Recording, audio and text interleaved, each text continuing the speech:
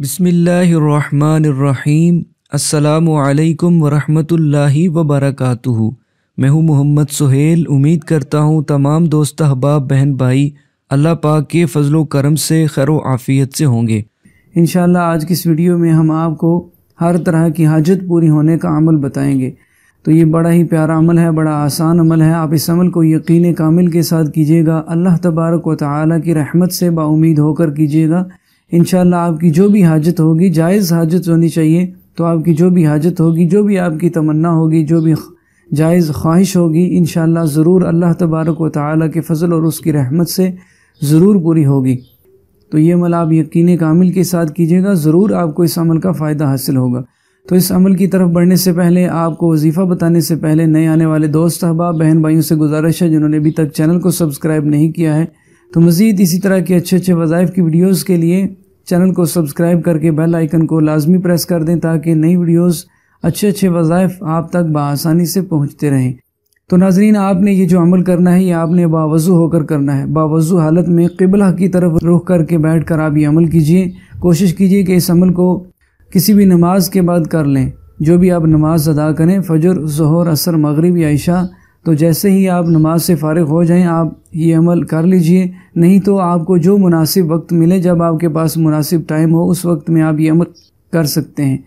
नमाज के बाद इस अमल को करने का आपको इसलिए बोला है कि आप पहले से ही बावज़ू होंगे, तो आप बड़ी आसानी के साथ ये अमल कर सकते हैं। नहीं तो आपको फिर एहतमाम के साथ बावज़ू होना पड़ेगा, और उसके बाद फिर आप जाए नमाज पर बैठेंगे क़िबला की तरफ रुख करके। तो ये है कि नमाज के बाद आप करेंगे तो बड़ी आसानी के साथ कर सकते हैं। तो कोशिश करें कि इस अमल को नमाज के बाद ही करें। तो नमाज जो भी आप अदा करें, फ़जर, ज़ोहर, असर, मगरिब या इशा, तो नमाज से फ़ारिग हो जाने के बाद आप बावज़ू हालत में ही क़िबला की तरफ रुख करके बैठ जाएं। और सबसे पहले आपने 11 मरतबा दुरूद पाक पढ़ लेना है। दुरूद पाक आप कोई सा भी पढ़ सकते हैं। बेहतर ये है कि आप दुरूद इब्राहिमी पढ़ लीजिए, जो हम नमाज में पढ़ते हैं।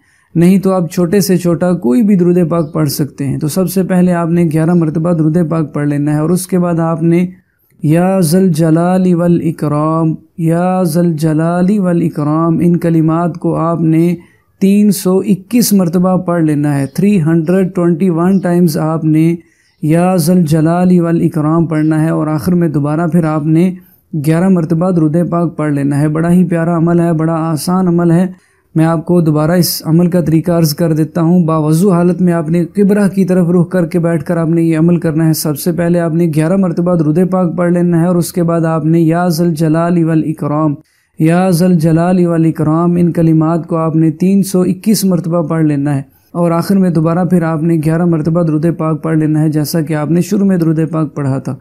तो ये अमल मुकम्मल कर लेने के बाद आप अल्लाह पाक की बारगाह में नहायत ही आजिज़ी के साथ, इनकिसारी के साथ दुआ मांगिए।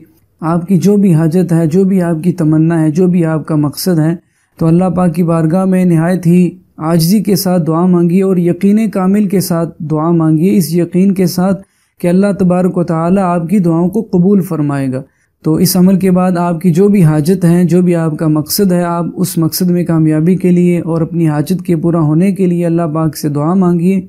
इंशाअल्लाह इस अमल की बरकत से, अल्लाह पाक की रहमत से, उसके फ़ज़ल और उसके करम से, जो भी आपकी हाजत होगी, जो भी आपकी जायज़ तमन्ना होगी, जो भी आपका मकसद होगा, इंशाअल्लाह इस अमल की बरकत से आपकी हाजत पूरी होगी। आपका नेक जायज़ मकसद जो भी होगा, उसमें आपको ज़रूर कामयाबी हासिल होगी।